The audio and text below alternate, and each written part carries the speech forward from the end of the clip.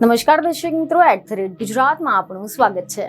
ગુજરાતના સુપરસ્ટાર અને લોકપ્રિય કલાકાર વિક્રમ ઠાકોર હાલ તો સરકારથી નારાજ થઈ ગયા છે, કારણ કે તાજેતરમાં રાજ્ય સરકાર દ્વારા ગુજરાત વિધાનસભા ગૃહની કાર્યવાહીને નિહાળવા માટે ગુજરાતભરના ખ્યાતનામ કલાકારોને બોલાવવામાં આવ્યા હતા, પરંતુ તેમાં ઠાકોર સમાજના કોઈ કલાકારને ન બોલાવવામાં આવતા વિક્રમ ઠાકોરે નારાજગી વ્યક્ત કરી હતી, જેના બાદમાં ઠાકોર સમાજના અન્ય લોકોએ પણ પોતાની પ્રતિક્રિયા આપતા વિક્રમ ઠાકોરને સમર્થન આપ્યું હતું। અને હવે આ મુદ્દે ઠાકોર સમાજના અગ્રણી નવધણજી ઠાકોરે મોટી જાહેરાત કરી નાખી છે।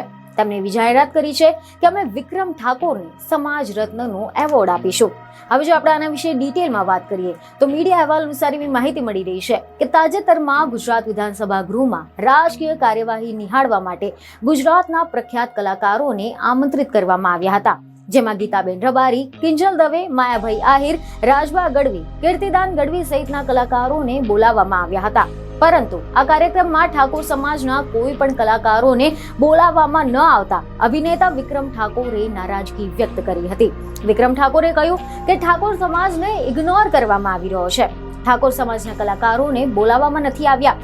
સમાજના અનેક લોકોએ મને આ મામલે રજૂઆત કરી હતી અને હવે સમાજ જે કહેશે તે પ્રમાણે હું આગળ વધીશ। તો બીજી તરફ અહેવાલ એવા મળી રહ્યા છે કે વિક્રમ ઠાકોરની આવી નારાજગી પર નવધણજી ઠાકોરની પણ પ્રતિક્રિયા સામે આવી છે, જેમાં તેમણે જણાવ્યું છે કે અમારા સમાજને અન્યાય થઈ રહ્યો છે, ઠાકોર સમાજને કોઈ એવોર્ડ અપાતા નથી।